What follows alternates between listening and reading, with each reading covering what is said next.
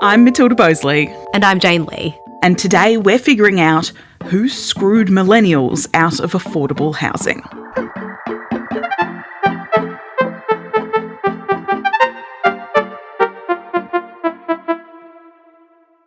Are you going to ask me questions or? Yeah. So I went off and spoke to Judith Brett. And then you edit it into something? Yeah. Now, she's an emeritus professor of politics at La Trobe University. She's a member of the Order of Australia as well, and just generally quite a big deal. And I wanted to chat to her about the housing shortage. Coming out of the war, there's a very acute housing shortage. But not the one you're thinking of. It was the end of World War II. Soldiers coming home from the war. The flags of freedom fly all over Europe.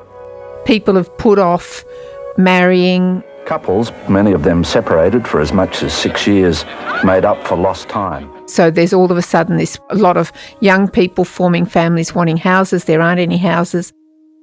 Besides being an expert academically, Judith has a pretty direct link to this era too. My name is Keith William Arneman. Her daughter's father-in-law was one of these soldiers who was returning home from the war. I was born on the 11th of April 1923. And he is 100 years old. The war was over and we got back and we were going to get back into normal life. But there was an immense problem with accommodation. People were doubling up in the houses. In my case, my wife and I, for over 12 months or more, there were 13 people living in that house, 3-bedroom house. Sleeping in the hallway, on tables, everywhere. There was about 3 sessions at the table to eat. You had to take it in shifts just for dinner? Yes, oh yeah, and 1 toilet, 1 bathroom. Was there a roster at a certain point? Yes, my word. So what you've got is a population, if you like, that wants to get on with their life. There's been sacrifice for the national good, if you like, during the war. You know, government has to recognise the sacrifices that people made, and there's this massive housing shortage. And the thing is, this housing shortage post-World War II, it's really similar to the one we're having today. Is owning a house a goal of yours? Probably not so much anymore, to be honest. I already know I'm never going to own a house. There just aren't enough homes for people to live in, and the ones that are available are way too expensive.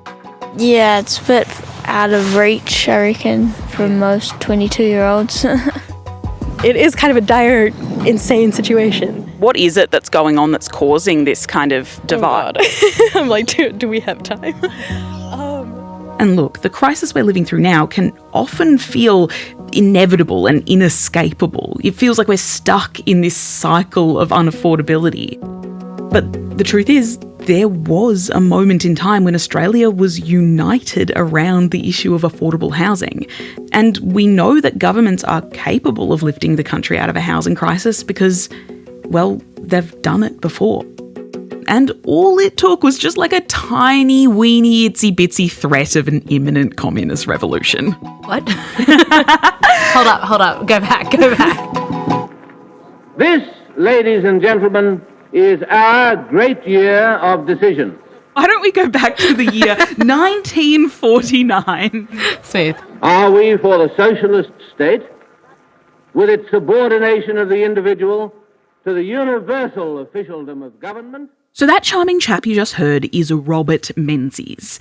He's kind of the founding father of the Liberal Party, if you will. And right after the Second World War, he's running for re-election to become Prime Minister again. He had a previous stint and he got booted out. Now he's like, I'm back, baby. In 1949, it's clear that a Labour vote is for the socialist objective and for nothing else. And he has 2 main goals. Number 1, classic, defeat communism. In brief, socialism in Australia is an alien and deadly growth. And 2, make sure the Liberals win government. Got it. We must destroy its political power while there is yet time. And Menzies reckons there's a way to kill those two birds with one stone.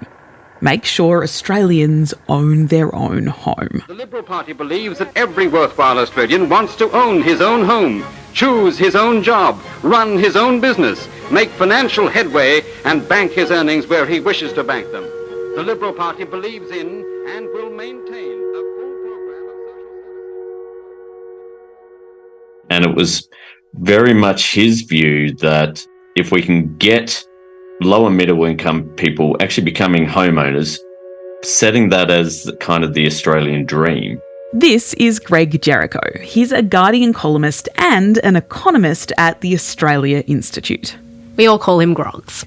And enabling people to achieve that, then they're going to be less likely to get radicalised or to think that, oh, we've got to look elsewhere. And when you say so they don't look elsewhere, you mean look sort of directly towards down into their laps where the manifesto has just been sort of handed? Yeah, I mean, it's in a sense trying to keep capitalism alive and keep the economy going and not descend into socialism. Have people thinking that the entire system is stuffed. And look, Jane, I think a really important part of this is that Menzies didn't want Australians to just have a place to live. He wanted Australians to be homeowners. Privately. So he wanted to integrate that into their identity. From Menzies' point of view, very much anti anything that smacked of communism or socialism, and certainly public housing had that sort of smell about it. But those who by thrift and self-sacrifice establish homes and bring up families and add to the national pool of savings and hope someday to sit under their own vine and fig tree, owing nothing to anybody. He wanted to turn every Australian away from what he saw as the scourge of communism and turn them into, and I quote, little capitalists. The Department of Post-War Reconstruction estimates in the 10 years after the war, Australia will need 750,000 homes. So the federal government just built more homes. The plan is for modern houses with light and sunshine all around, with work made easy. There was a housing commission established. So there was Commonwealth money going into building houses, and there was Commonwealth money made available for private owners to borrow. They opened up new suburbs to try and alleviate the shortage. Yes, housing commission. You've got all these returned servicemen who are expecting houses, so there are war service loans. And that's what Keith got. It helped him buy the house he's still living in today. I bought this house for $5,000 nowadays. Do you remember how much the interest was? It was no more than 2%. That hurts me deep inside. I don't think it got any higher than 2%. Yeah. So it was nothing. And it worked. The number of houses being built started to grow even faster than the population. Within 10 years of the war ending, 300,000 new houses had been built. Yeah, turns out, and stay with me here, Jane, if you build more homes, people have more places to live. Big enough for the house, a garden, a vegetable patch, a place for kids to play, to make mum and dad's life easier, and a spirit of optimism that seemed universal. The desire to own a house and a little bit of land has been there since European settlement. And there definitely is this view that if there ever was a moment where the Australian government really stepped up, treated housing like the necessity that it is and poured federal money into giving Australians a place to live, it was this moment. It wasn't a dream, if you like, that just got created in the 50s and 60s. It was just that from the middle 50s through the 60s, many more people could realise that dream. But this moment doesn't last. And the fact that that's now come to this screaming halt, I think, is really distressing to a lot of people.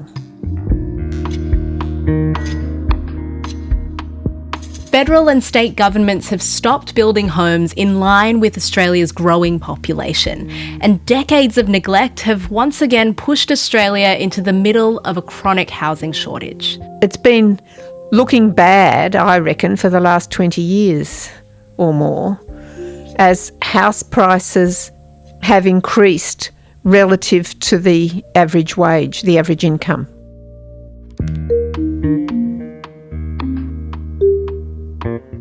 Jane, can you guess how much Keith's home is worth now?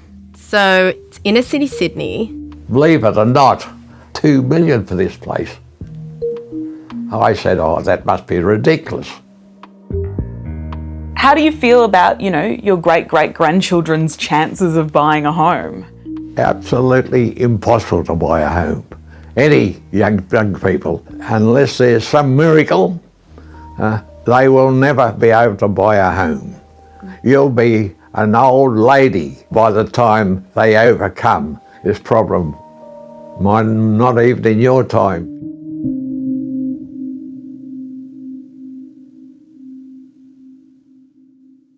So how did we go from a time when the government was helping people buy and build homes to, well, now? John Howard had basically created a monster out of Robert Menzies' idea of owning a home. A monster that started out having actually very little to do with housing. But it all comes back to then Prime Minister John Howard's economic ideology and firm belief that the best way to get the economy going is to cut taxes, especially cut taxes on investment.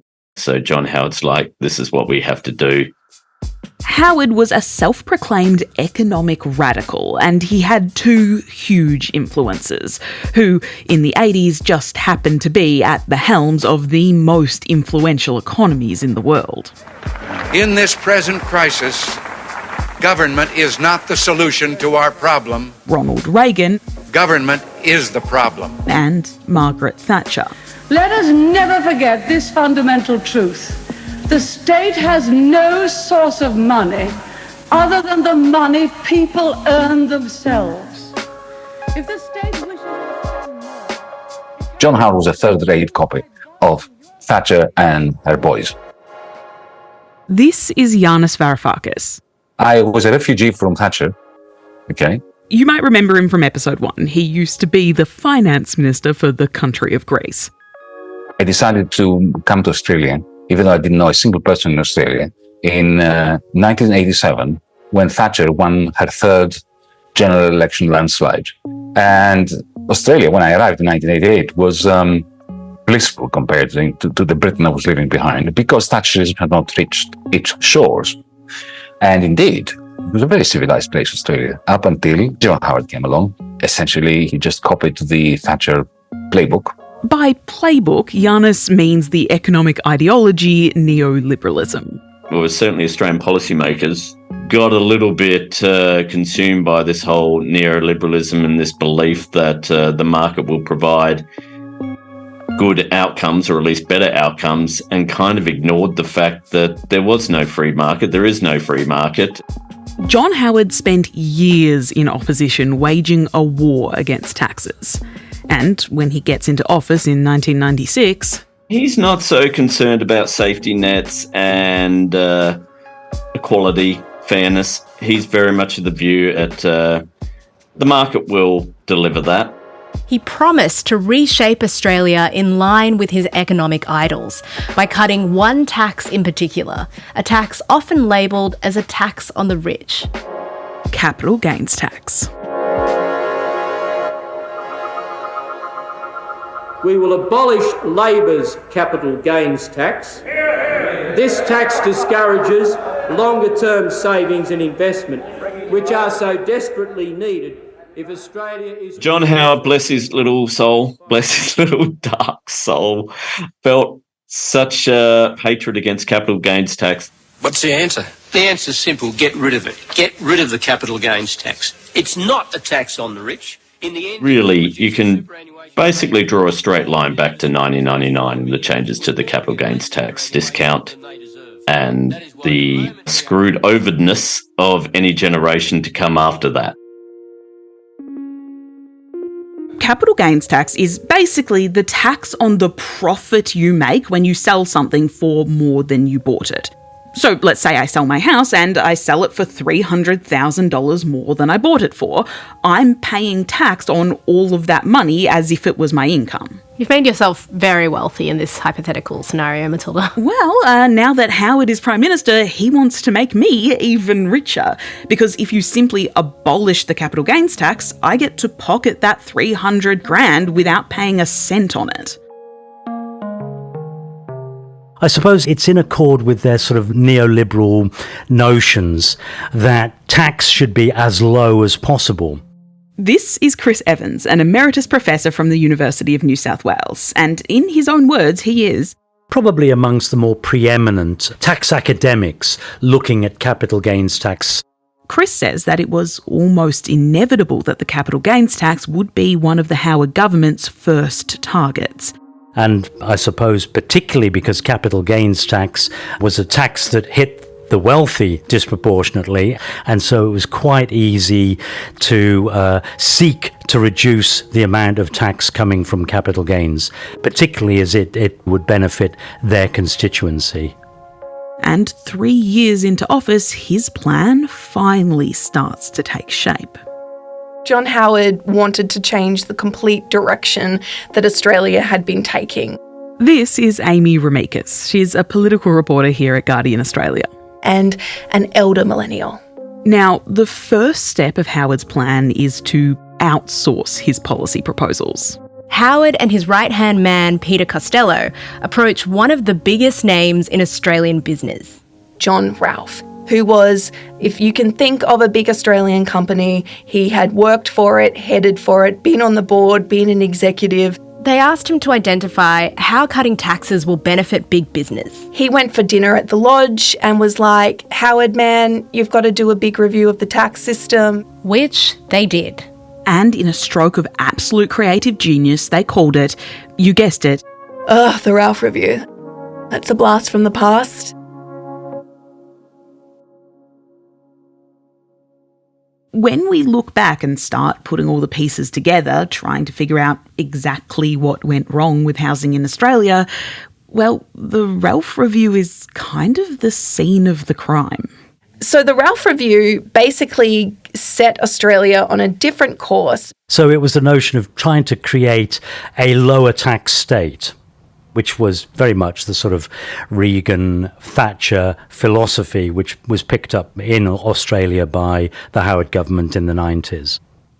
But there's one problem. The views of the Howard government and the answers John Ralph is coming up with don't align with the Treasury or, well... I think it's fair to say that the component members of the Ralph Review did not represent a broad spectrum of the views that were out there at the time. All, shall we say, semi-intelligent economists, every government economic department all knew this is a total crock. So the Ralph Review turns to a submission from another vested interest, the Australian Stock Exchange. They brought in various advisors who, I suppose, reinforced their views as well.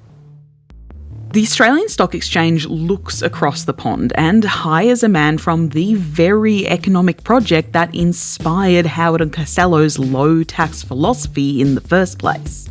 I mean, one of the things that they became beholden to was a particular guy called Alan Reynolds. From the Reagan years, from America. From a sort of quasi-right-wing think tank in the United States. Alan Reynolds, at age 38, has already been offered 2 Reagan administration jobs, Assistant Secretary of Treasury and Assistant Director of Office of Management and Budget.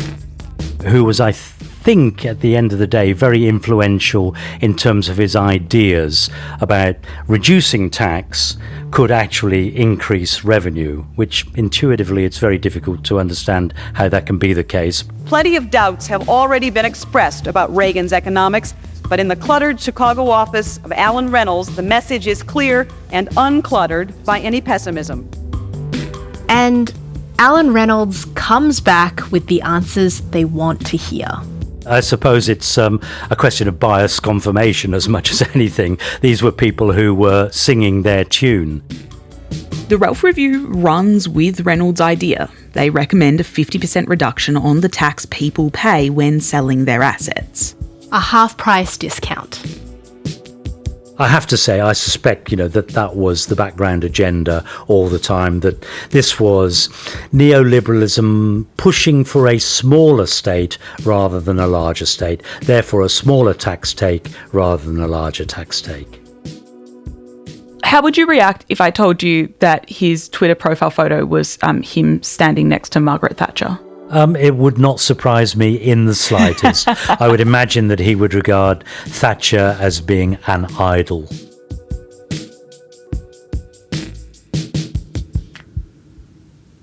So, if all of these Australian economists are saying this is a bad idea, why does Reynolds' proposal to cut the capital gains tax carry so much weight? Why do Howard and Costello listen to him? It's the cultural cringe. We have amazingly been open to listening to the views of people from America purely because they worked in an American administration. So the fact that he worked in the Reagan administration, that gave him a kudos that put him above Australian economists in the eyes, at least, of the Howard government. But when the Aussie economists got wind of this, let's just say that once again, they were not jazzed. In fact, our mate, Chris Evans, was actually one of the first in line to fight it. How would you prefer to be addressed, Professor, Chris. or...? No, Chris is fine. This new tax plan ends up going through a big Senate committee, basically to decide if it's a good idea or not. Yes, thank you. And thanks for the opportunity of presenting to the committee and making the submission. So in the summer of 1999, Evans gathers his research, packs his briefcase and prepares to face off with the country's lawmakers. My sole focus is on the capital gains tax provisions and the proposed changes to those provisions, and particularly as they relate to individuals. I was strongly arguing that it wouldn't, as they had suggested, lead to a freeing up of economic activity and a generation of far greater tax revenues. But you still don't believe it'll be effective? No. But would actually benefit the wealthy disproportionately and would lead to lower tax revenues overall. So you were sort of the ultimate party pooper at the fun neoliberal party. But not the only one. And I thought, it's interesting to hear that Alan Reynolds is involved in this. Let's have a look at his CV. And I asked my staff to drag out his CV. There was another really loud voice speaking out against Howard's tax cuts by disguise, but this time it was coming from inside Parliament House. And where was Alan Reynolds at the scene of the crime for Reaganomics? You look up his career details. He was in the heart of Reaganomics. Guess whose voice that was? Mark Latham. Yeah. So here we are, relying not on our professional advisors in Treasury or Finance or any other part of the Australian Public Service. We're relying on a bloke who was part of the most discredited and unsuccessful economic experiments in the history of the Western world. And it is a shame that this Parliament is using a corrupted process to make policy. Yeah, I constantly forget that he used to be the leader of the Labor Party before the whole One Nation saga of it all. Right, but this was the late 90s, right? So back then he would have just been a backbencher for the Labor Party. It's a bit like putting Hannibal Lecter in charge of the mortuary. Hannibal Lecter in charge of the mortuary. That's the corrupted process by which this government is running tax policy. But despite Chris coming to the committee with his briefcase filled with facts and reason, and Mark Latham's blunter approach, Howard's new tax policy sails through Parliament with the support of Labor. How did you feel when the news came through that no, they've gone the Ralph way? Well, I suppose the short answer is not surprised, but very upset. I think the Senate had already made its mind up in terms of where it sat, and that was a majority coalition committee. So this plan, like Howard's plan to start reshaping Australia's economy and the first step to cut taxes, is it successful? If by success you mean that the wealthy can become much wealthier, then yes, it was very successful. If you measure success in terms of a more equitable society, it's very difficult to see how those neoliberal, Thatcherite, Reaganistic ideas of the 80s, which did spread through Australasia in the late 80s, early 90s, it's very difficult to see how they've led to a more successful society, led to a fairer society. So we know that these tax cuts make the system less fair. They mean that the wealthy are paying less tax when selling their assets. Exactly. And this is where we come back to housing. Your house is probably the biggest asset you own. And that's why these tax changes really set fire to Australia's housing market.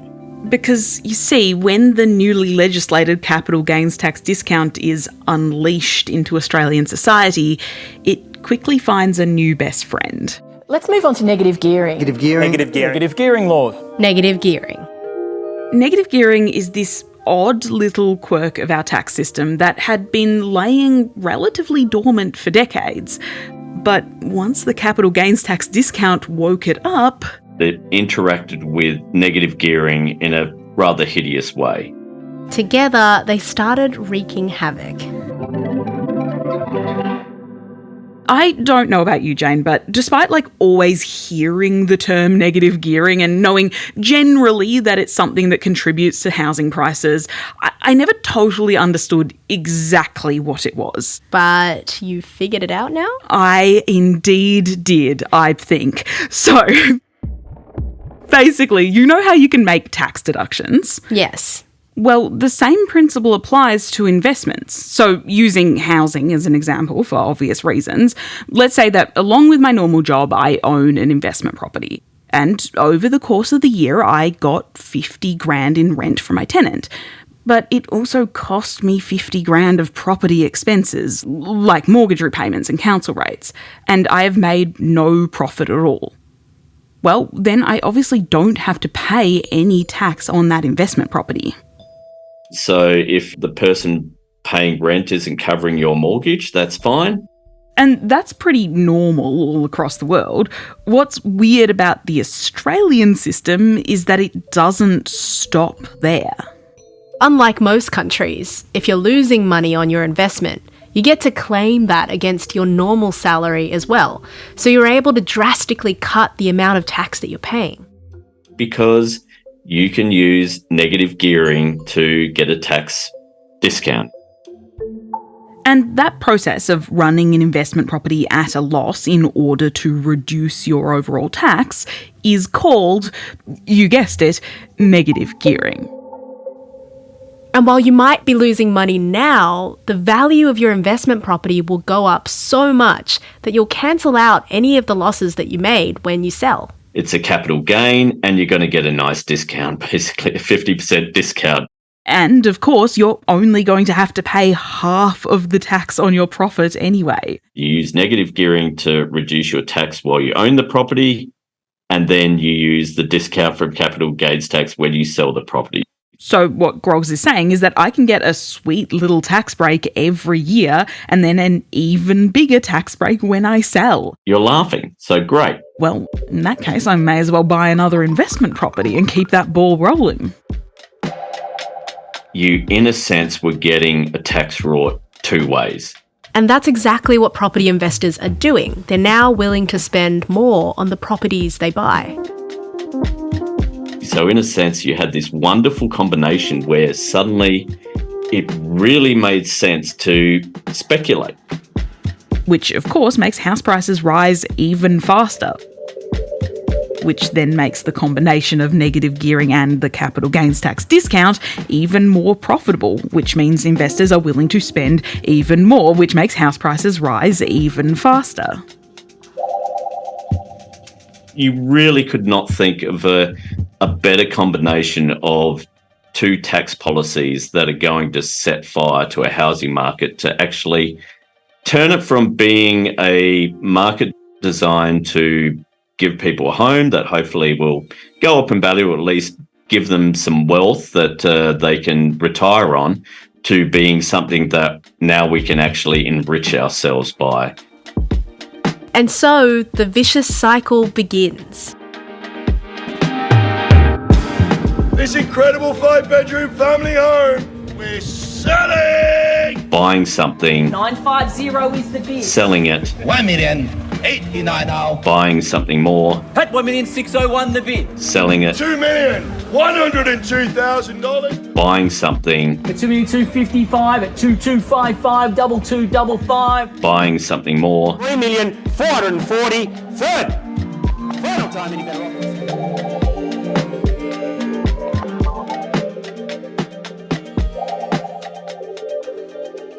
And this is why, despite the many interlinked reasons that housing is so unaffordable, it does kind of all come back to Howard and Costello. No nuance, just one sentence. Who screwed millennials at the end of the day? I wish it was even something that I had to think about. John Howard and Peter Costello basically destroyed housing ownership for generations to come.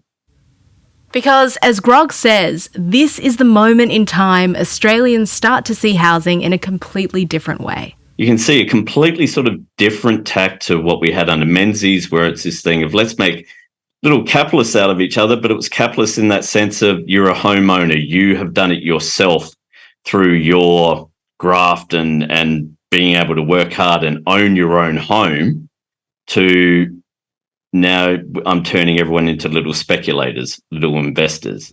Menzies' little capitalists turn into little conservatives. It's kind of twisted, really, when you think about it. And in turn, the Australian dream was somewhat transformed into the Australian nightmare. It's kind of horrible. Menzies was not supporting home ownership for your second house. This is Judith Brett again, and she says under Howard and Costello, housing in Australia changes from a place you call home, a place to live and grow and raise your family, into an asset. Under John Howard, that the idea of housing becoming an asset and an investment started to take off. John Howard and Peter Costello essentially built the housing market we know today. And unfortunately, that's a housing market primarily designed to make more wealth for those who already have it. It's a very critical shift in outlook, and it's one that has had massive repercussions for home ownership. And I'm assuming this impacts young people far more than it does the other generations. Yeah. What it really enabled was to create investors out of the baby boomers, because they were the ones who owned the homes, they were the ones who had the equity in their homes, and they were the ones who John Howard was very much appealing to, because he saw them as the major voting bloc. Make them feel like they can enrich themselves, then they're going to keep voting for me. And so what it ends up being is just making life better for those who start in positions of power and wealth, and in a sense widens those gaps even more. There's no doubt, in terms of distributions of wealth, in the last 20, 30 years, we've seen the wealthy become far wealthier and the poor become far poorer.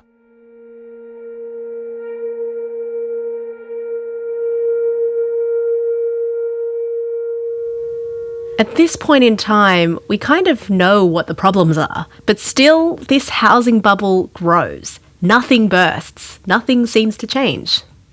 You've got these policies that were introduced by John Howard when the boomers ruled. They were the major voting bloc. You won the boomers, you won elections. And that was, the most cynical way to think about it. You see, while Howard may not have set out to dramatically increase the values of people's homes back in 1999, as the years went on and the wealth of homeowners skyrocketed, he starts to wear this property boom on his sleeve.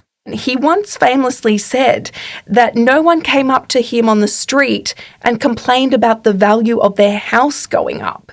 The wealth of the homeowners starts pulling them away and their interests away from the people who don't own a home. And it starts to become politically difficult to do anything other than help homeowners increase their wealth. So nobody wants to introduce policies that could potentially lower the price of that property, because you buy the property hoping that it is going to grow in wealth and then your wealth will grow.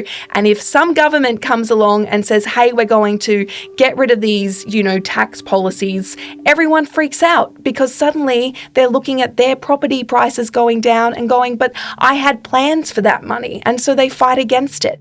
And so now the politicians will say, well, 2/3 of people own their houses or are paying them off, 1/3 doesn't.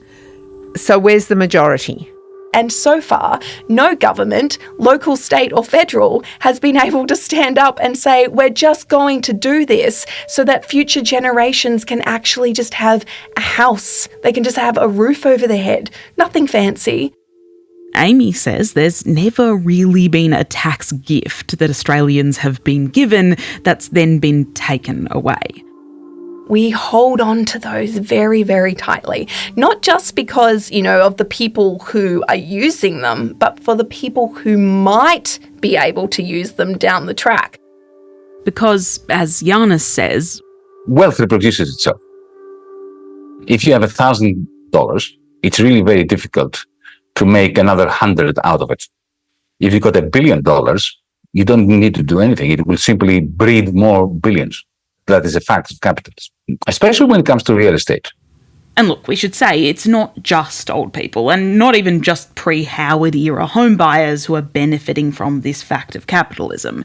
Some young people will also be able to afford a home. But this system means that it really, really helps if you're able to borrow from the bank of mum and dad to get that deposit in the first place. So if for some historical accident you own land, quite bits of it, you don't need to do anything. You're going to get much, much richer and much faster than the average struggler will. The average entrepreneur, the average person who actually contributes things is going to make far less wealth than you will, even though you're not doing anything.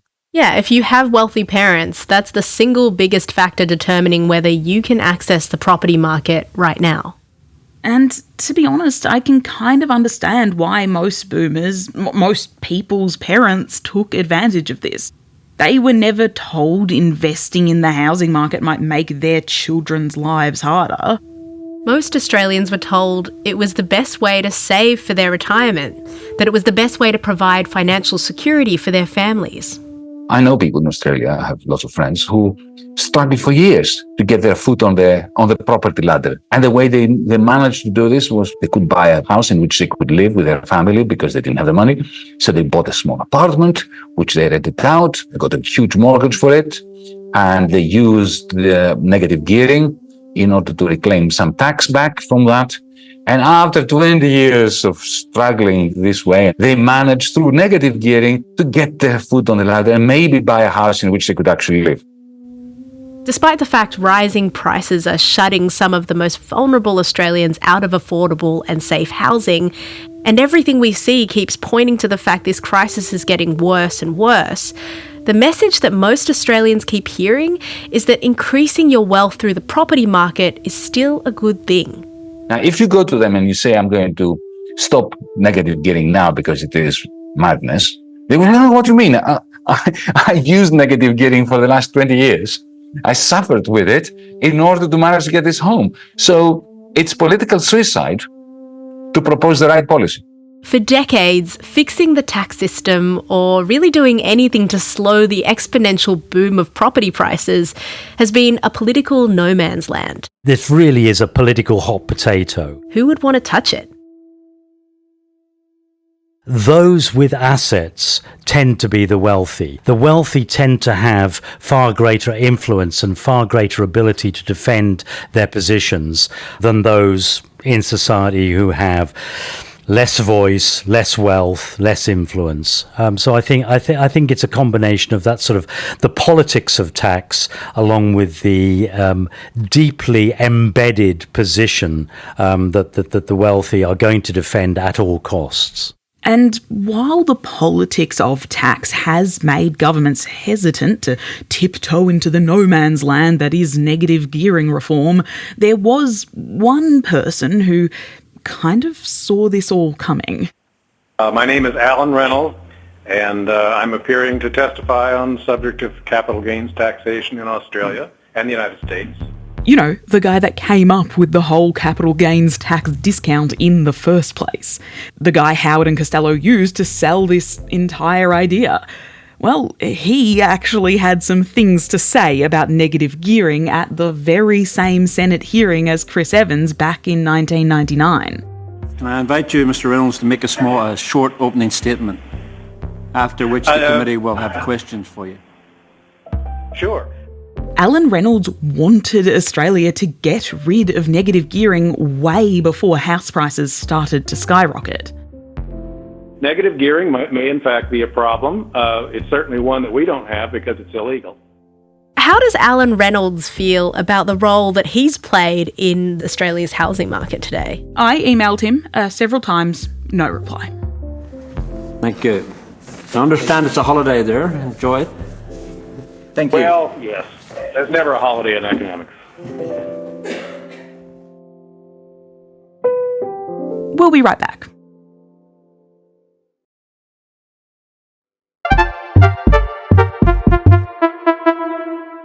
Now, the only other attempts at rolling back the tax concessions that are really driving the housing crisis came from Labor during the 2016 and 2019 elections. When a whole generation of Australians feel shut out of the housing market, the great Australian dream of your own home. If you want a housing affordability plan, that's more than just get-rich parents. Vote Labor. They were just sort of going to be correcting some tax changes that had essentially hurt home ownership. Instead, it was all painted as, this is going to destroy home values. People lost their minds over it. The residential building industry doesn't like what it's hearing. Tinkering with tax breaks would reduce investment in housing. How dare you take away this thing that I was counting on to help my retirement? Your home will be worth less. Your investment property will be worth less. And rents will rise. It's exactly the wrong time to restrict negative gearing. But overstated or not, the message Labor takes away is that house prices are sacred. So we've got people who literally are thinking about themselves and their own situation rather than thinking about what is this doing to the fabric of Australian society? What is this doing to generations down the track? What is this doing to my own children? And Labor's big strategy to make housing affordable again fades away. But as an election looms, the coalition is already going, are you going to rule out any changes to the family home tax arrangements? And that is a huge scare campaign that's already running around the wings of the federal parliament. And as a result, at the moment, there is no moves to change these tax arrangements that really were the cause of the problem. Now, to be fair, Labor does have a housing policy. Housing Australia Future Fund, I think it is, the HAF. They want 30,000 new homes to be built over the next 5 years. Not by building homes directly, though, by working with state governments and providing incentives for private developers. Whenever you hear about housing, it's all about sort of, maybe we can bring back some public housing, or we can, bring in incentives for the private sector to build more housing. And while 30,000 new homes might sound like a lot on paper, it doesn't really make much of a dent when you look at the sheer scale of this crisis. Australia has once again found itself in just the position we were in after the Second World War.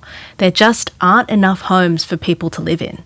Australia's population has grown by over 7 million people since Howard's tax concessions really took hold back in the early 2000s, but the number of places people can actually live has only increased by 3 million. And that's a huge gap, which I'm sure only hurts housing affordability. So why can't the government just do what Menzies did in the 50s? Why can't we just build more homes? Because the federal government essentially just goes, housing isn't our problem, housing is the state's problem, and we're going to try and push the states to do more. We're giving money to the states to try and turn around affordable housing. We're giving money to the states to tell them to increase their supply of housing. And the states are like, yeah, we're definitely looking at that. Yeah, we're totally doing more. Look at this field. We're going to turn this into houses and we're going to definitely meet those targets. I don't see any evidence that we're actually going to meet those targets. We're now at the point where potentially it's kind of a big crisis. Can we afford small targets? No, we can't. Because people do not have houses. People are losing hope that they're actually going to, not even thinking about climbing out of the economic class that they were born into, but actually just even maintain that economic class and not slip backwards. You have people who are worried about how they're going to put food on the table for at least one meal, let alone 3. I've got a daughter, she's 20, and she's saying, well, I'm never going to own a home. How am I going to own a home? There is a vast chunk of people under the age of, say, 45 who don't own a home, who, when they were 20, would have expected by now that they would own a home, and they don't. And once you get to that point, you can't keep sort of saying to yourself, oh, I guess it's just I need a better job, or I've been unlucky. You kind of know that it's because the system is completely rigged against you. How do we fix a system that has such consequences because we're so deep in it? Look, no one has come up with an answer for it yet.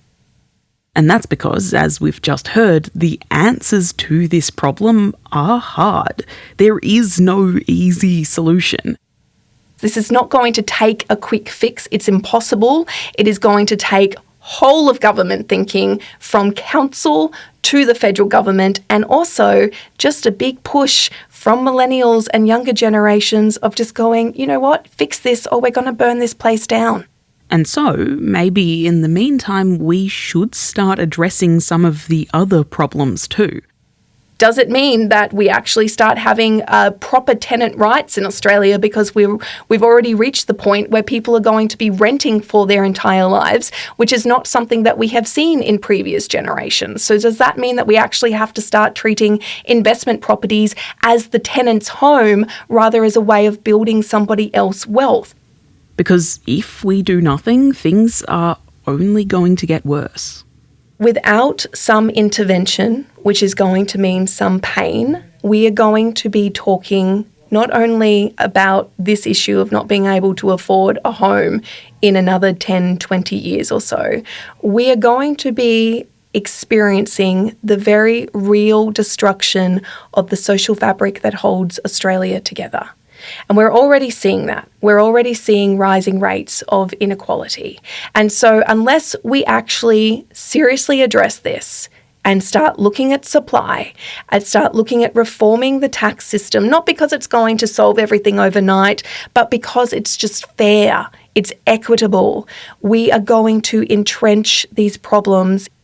But the thing about housing and the inequality it entrenches is that this is just one symptom of a much broader problem facing young people. And it's a pretty big, glaring one, but it's also all of those little financial pressures that have built up over the millennial generation, all of those nicks and cuts to social programs, all of the losses that we've seen in Medicare, in education. Even though we know that, you don't have to pay it off right away, you only pay it off once you reach a certain income, it is still this large sum of money kind of hanging over you. Not only are we at a disadvantage when it comes to buying a home for ourselves and creating a financial safety net, Millennials and Gen Z are also saddled with a disproportionate amount of debt that our parents never had to pay. And I think there is quite a lot of anxiety about that, particularly because we're at a stage where, young people are already struggling with things like the cost of living, with their rents, and it's just another debt, really, that you've got in the back of your mind. So I think there is a sense of anxiety about HECS debt. But that's for next time. On Who Screwed Millennials Out of Affordable Education. Find out who screwed millennials by subscribing to Full Story wherever you get your podcasts. The series will be in your feeds from March 25th.